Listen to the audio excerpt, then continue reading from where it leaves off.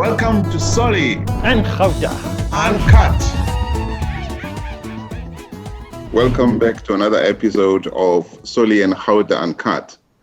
We have two awesome guests. Yelland, who doesn't need to be introduced. Whenever you mention Eskom, whatever problems they're having there, and load shedding, finances, what they could have done differently. He's the man who's always there to tell you what they could have done. But I keep wondering why they don't employ Chris anyway.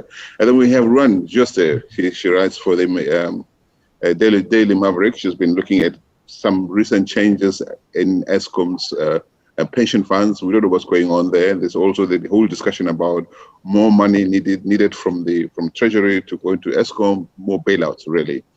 This is the story of our lives. So it's going to be a very interesting discussion. We're looking forward to you being part of this and giving us your feedback. So Chris and Ruan, welcome. We should be worried that our lives are at the mercy of very unreliable power stations, aging infrastructure, as Eskom has continuously communicated. Load shedding will be a part of our lives for the foreseeable future, and we will really see a significant difference starting around September. We have always said that to catch up with the maintenance that is required, which has not always been done according to the advice of the original equipment manufacturers, will take time. Eskom even put and said about 18 months. That period is running all the way to September 2021. And let's note something here. Even after September 2021, Eskom is not able to say load shedding will be eliminated. We are saying it will be significantly reduced.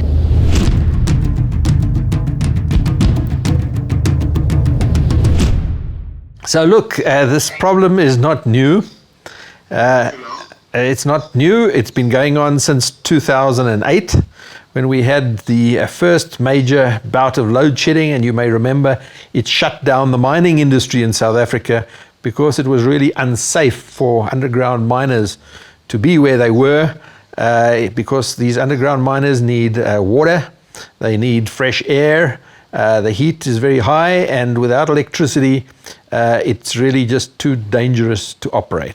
But since then, we've had intermittent load shedding on and off till today. And within this last week, we've had some intermittent load shedding.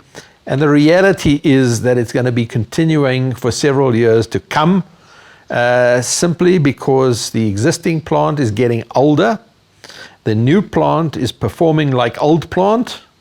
And there's going to be a significant amount of generation capacity coming off stream as a result of end of life.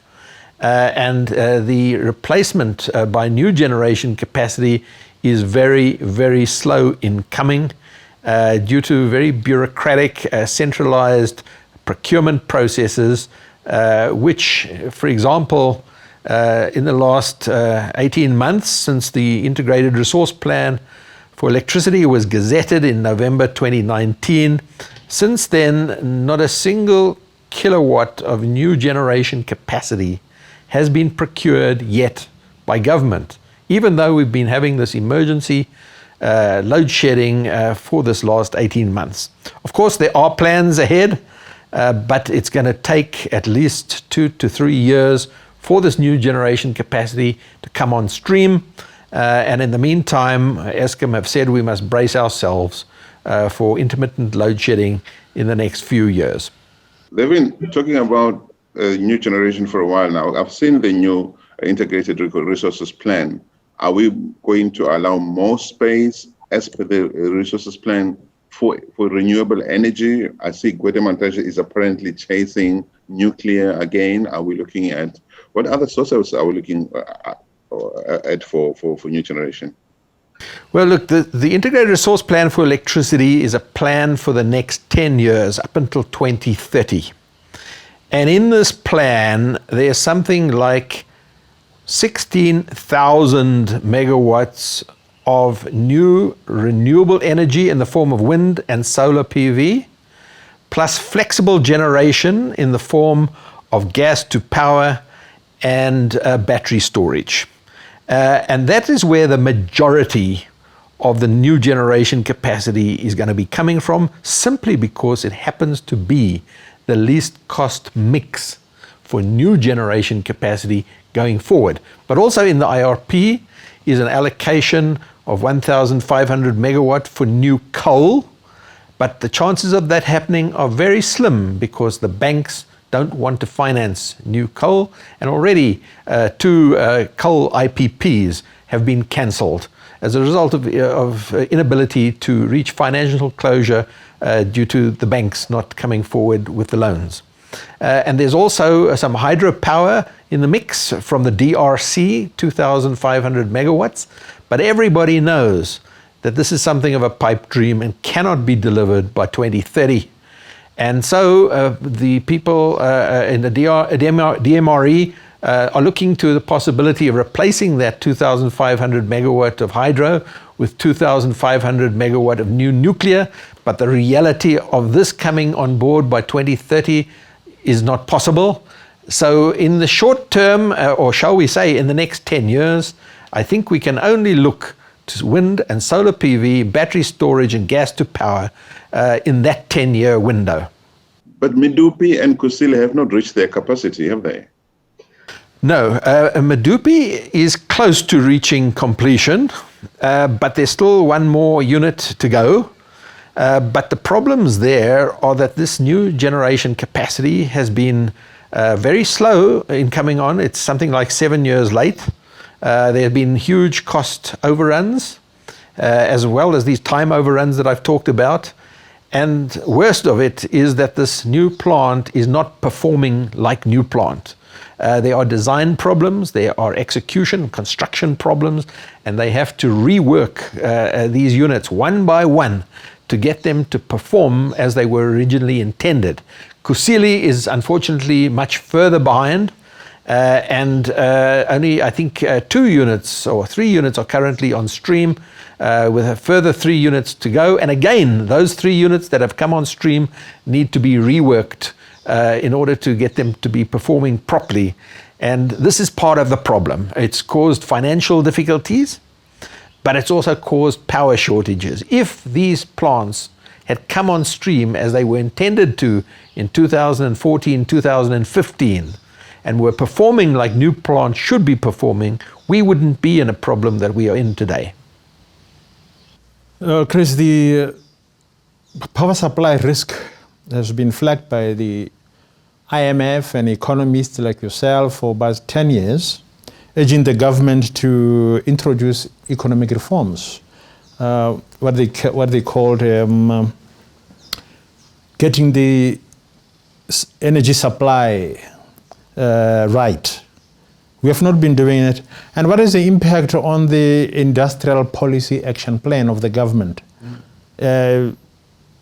We have been downgraded. Some economists say it's going to take us 20 years of hard work to regain the investment grading.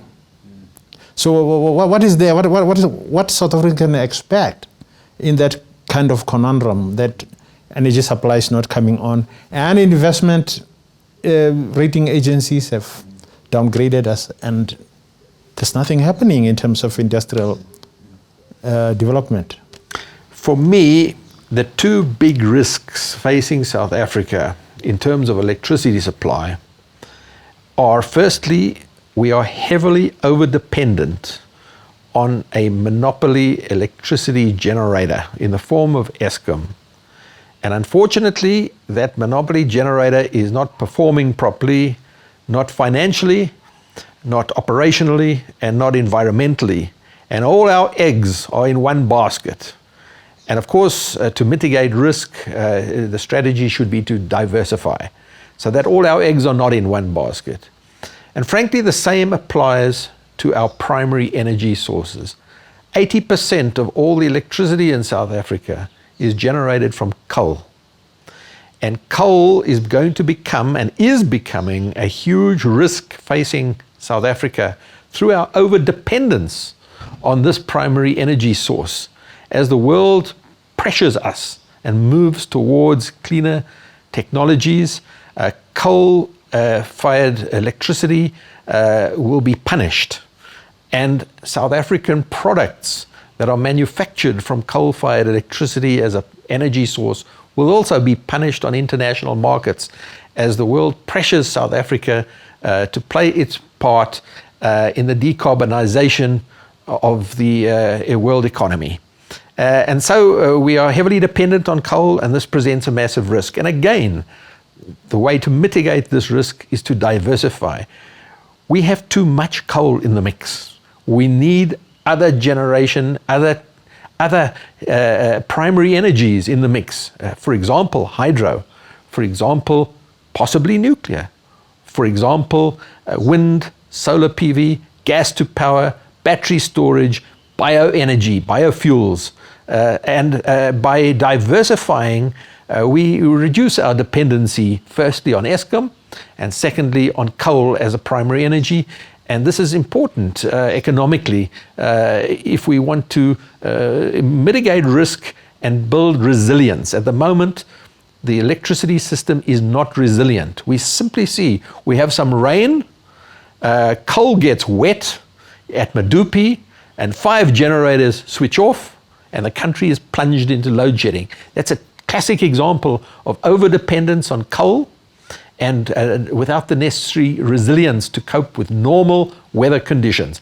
There's nothing unusual about the rain we're having at the moment. Yes, it's rainy, but we have rain every summer. Ruan has been writing some interesting stories about the problems, financial problems faced by Eskom, recent changes to its pension fund. Is it going to get more money? What should we expect to see coming out of Eskom, and what are the implications of all that for us? Ruan? Hi, Solly. Thank you. Chris mentioned some very interesting aspects about bringing new energy mixes into our power supply, and like any investment advisor would tell you, it's all about diversification, about kind of smoothing out your risks, and that's what Eskom has failed to do over the last years. But it's a very good idea. But how are we going to pay for it? That's going to be the $1 million question, literally. The Eskom is drowning in debt. It's surviving on bailouts. The new CEO is trying to cut costs and streamline operations, but it's a big, very complicated operation with old entrenched processes and very kind of different layers. So the question is, how are we going to finance this? Their debt, the bonds that they issue have been downgraded, as you mentioned previously, to such higher grade. It's actually quite a good investment for foreigners who get a very good coupon rate on paying that debt. But how much debt can Eskom still afford? So the $1 million question is, as I said, how are we going to finance it? As we know, the unions have asked government to grab into the government pension funds, but that's more the government employment pension fund, but not the Eskom pension fund, which is quite an interesting anomaly. Why? Because Eskom pension fund is private. It is not a government pension fund. It's the only like a state-owned or state-financed pension fund that is private, which is a very interesting aspect. So all those hoo-ha and things are going on in the public about using people pension funds. It's not the people who work for Eskom's pension funds that they are talking about, which is a very interesting point of view. So I don't know. And they are talking about where they're going to find the money, but it's not going to be with their own pension fund, that's for sure. Well, just a minute. The ANC has been talking about changing some rule. I think is it Rule 25 or something of the Pensions Funds Act, so that private pension funds can be accessed somehow, or at least they can persuade the pension fund managers in the private sector to put some of their money into what they call development projects. Surely the Eskom pension fund would also be accessed by that if they were to happen. Nobody wants that to happen, but I mean, it's not and as secure as some people might think it is it? The rule you're referring to is Regulation 28 of the Pension Funds Act. Well, that rule means that you're only allowed to invest in certain sectors, so a certain percentage into equity, certain percentage into bonds, and then a very, very, very small percentage into government bonds, which is a certain risk, alternative investment, unlisted investments, private equity. So what the ANC discussion paper, which is only in that stage yet, it's not even close to being a government project yet, is why don't we widen that portion of Regulation 8 into infrastructure projects especially. because what are infrastructure projects? That's kind of part of the development plan. They can't really force the pension fund, which is private money, to say, hey, to bail out Eskom. What they can do is, because the government pension fund has a whole set of its own legislation, and the government does underwrite and guarantee that pension fund anyway, they can tell them what to do with that money. Eskom is drowning in debt.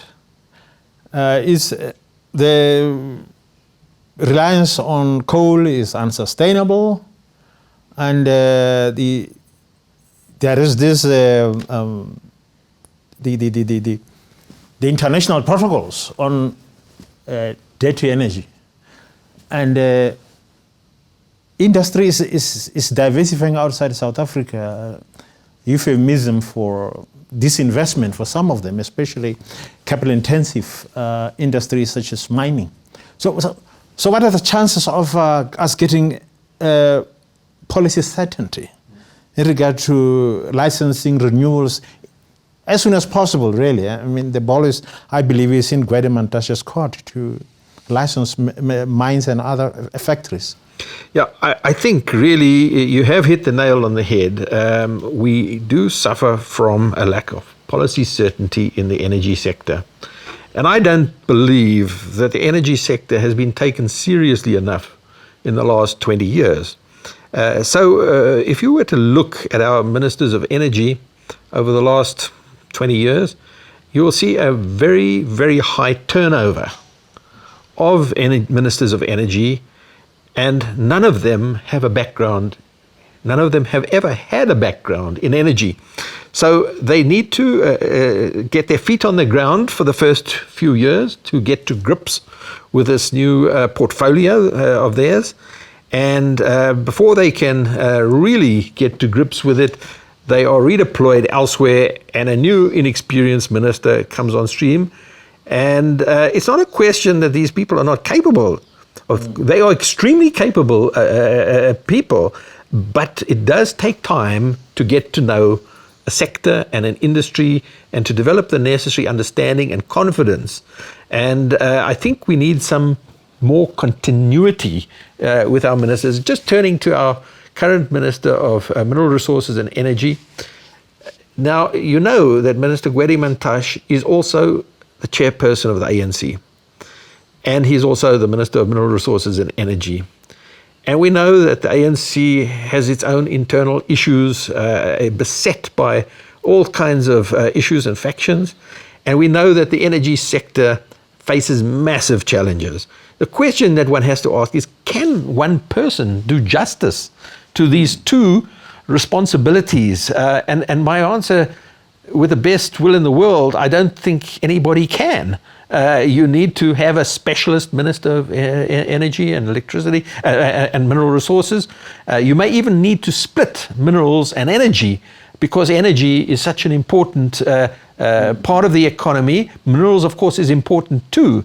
But in some ways, minerals is in conflict with energy. There are conflicts of interest in being, for example, the Minister of Minerals, who's responsible for trying to develop the coal sector, and the Minister of Energy, who's trying to diversify away from the coal sector. So even within minerals and energy, there seems to me to be too much on the plate of Minister Mantashe, too much for one person with the best will in the world. You do mention the conflict of interest, and you know where that example is quite evident is where with our regulated petrol price. You know, we have a Minister of Energy who's actually in charge of the petrol price, but he's also the regulator of the petrol price, because petrol is the only thing that doesn't fall under NERSA. So there's another conflict of interest where you explained it perfectly. You know, you can't be everything at once or at the same time and it represents all sides of the spectrum equally and fairly. And you might be just right. Maybe it is time to split energy from minerals, because they're not necessarily the best of friends. That's very interesting. But we all know that Eskom's problems are South Africa's problems. We are a country whose economy is junk rated several times. Eskom owes 140 billion rands. I mean, something like that. It's a lot of money that it owes.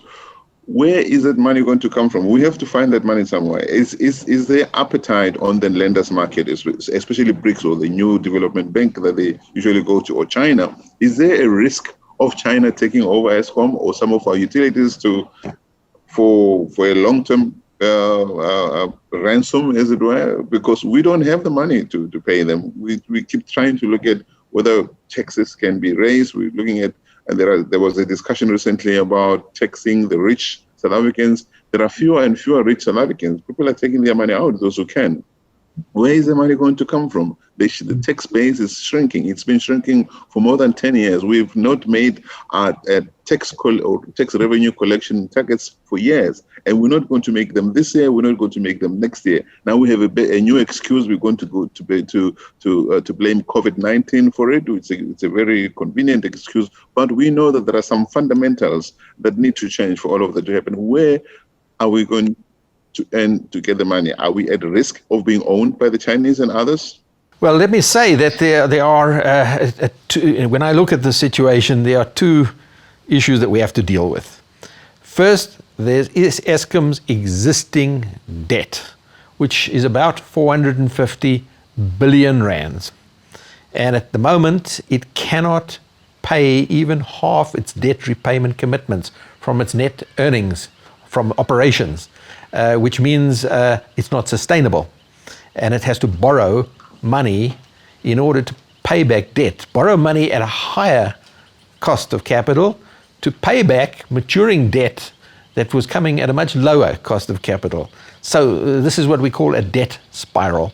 And that has to be dealt with. And no amount of wishing away the problem is going to make that happen. There's talk about government taking over some of Eskom's debt. Well, that doesn't make the debt go away.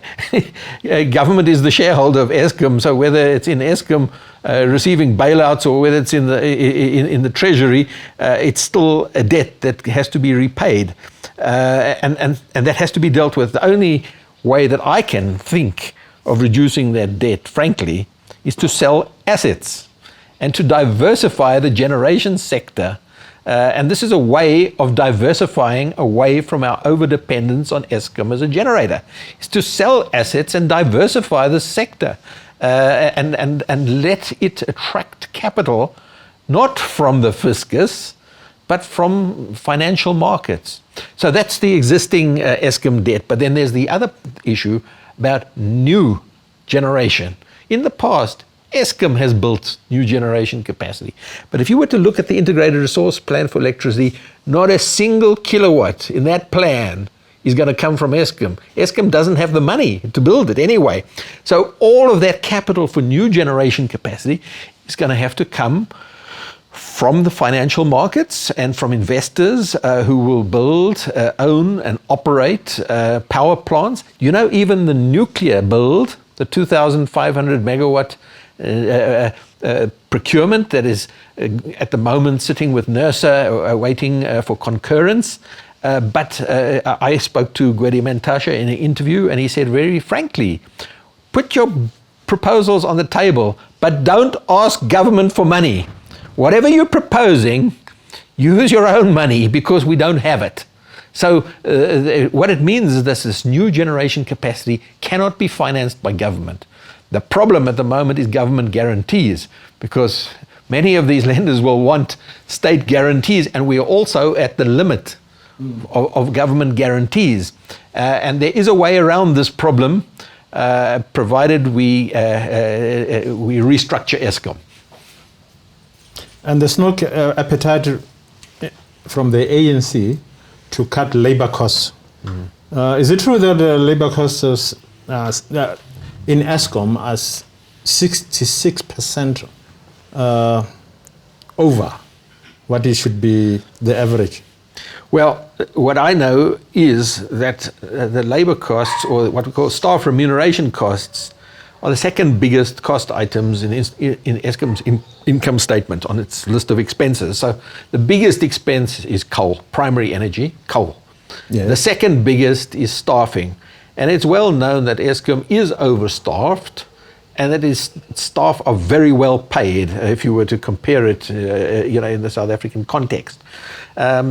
But you're right, there is no appetite by government to change this, because our president has made it absolutely clear there will be no redundancies or retrenchments, and the unions have made it absolutely clear there will be no salary reductions. And so there's this political impasse, but certainly Eskom is following the route of natural attrition, cutting down on new appointments, as well as encouraging early retirements, and in this way, through a natural process, to right-size its staff numbers. But unfortunately, in terms of the salary grades and the levels of salaries, those remain very high and very difficult, if not impossible, to change them without invoking massive labor unrest.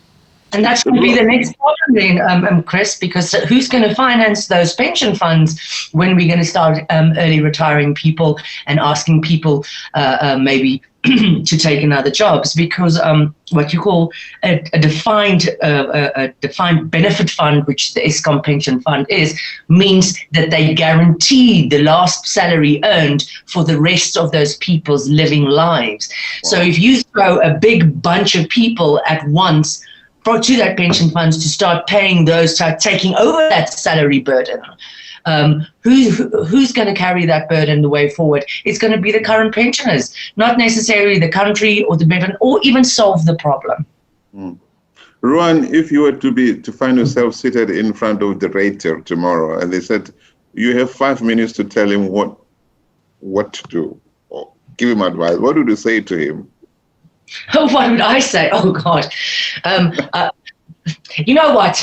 The financial world has become such an innovative and robust world. It's not just about bonds and shares and financial markets anymore. You know, there's fintech and disruption and new products developing like blockchain and cryptocurrency. I bet you if we just all come together and say, hey, man, let's just throw all the old policies out of the window and think about an option like, let's say, blockchain. I'll give you a good example. Recently, when the Western Cape had their huge water shortages, they had this hackathon to get people with solutions. And there was the solution, the following solution says, okay, every person gets a certain amount of tokens to buy water every month. If you save enough, then you can sell your extra tokens to those that need more, like a hair salon or a washery. And so people can make money if they save, and those guys who use more can actually use more. So you kind of work out a system that's not necessarily money-based, but where everybody's going to involve, everybody has skin in the game, and everybody can hold each other accountable. So I'm not saying I have the answer, but I bet you there's a lot of smart guys out there. We can even get Elon Musk a call if we have to start thinking about better ways, ideas of how we can share this burden and maybe be part of the solution, not be part of the burden. I can only but agree with you, Ruan. I believe that in the world of electricity, customers have got to become part of the solution. And that we shouldn't be looking to this central generator who is going to be supplying us with electricity, ad infinitum. We need to be looking at self-generation, supplementing grid electricity, and mines and industry and factories and shops and buildings and parking lots and farms should all become part of the solution, using their own money, not government money, but taking responsibility for their own energy future. We've got to change our mindset, and we've got to take ownership of our own energy future going forward. And I don't think we can just simply look to Eskom for all the solutions going forward. Not at all. I think there are many people out there who would like to wean themselves off dependency on Eskom. And there are many people who have the capacity, this growing capacity to do that sort of thing out there.